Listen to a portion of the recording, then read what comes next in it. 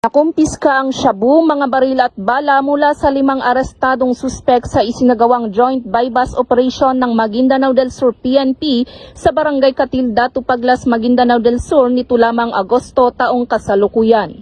Kinilala ni Police Captain Edwin Sumale, Acting Chief of Police ng Datupaglas MPS, ang mga suspek na sina alias Muhammad, 44 na taong gulang, Menting, 27 na taong gulang, Roy, 30 na taong gulang, Rad, 32 na taong gulang at si alias Girly, 38 na taong gulang at pawang mga residente ng Maguindanao del Sur.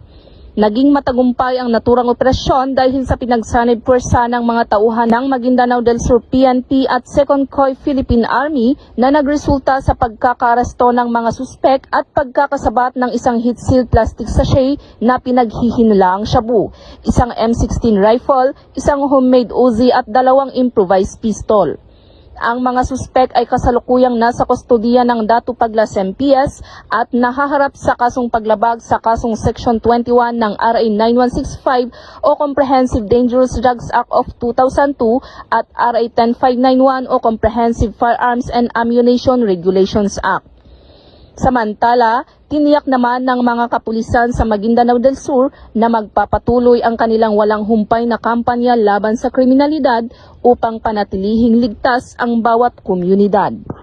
Mula rito sa rehiyon ng Bangsamoro, ako ang inyong Police News Network Correspondent, Patrolwoman Leonora Gawang, alagad ng batas, tagataguyod ng Balitang Pulis.